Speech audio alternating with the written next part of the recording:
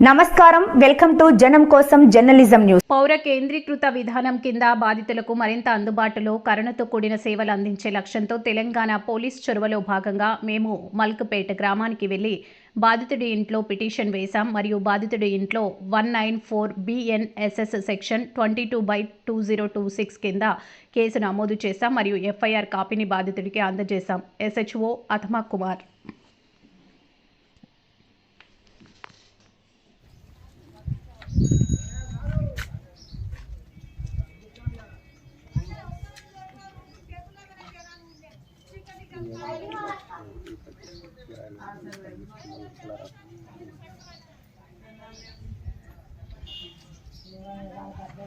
అదే వీడియో అట్లా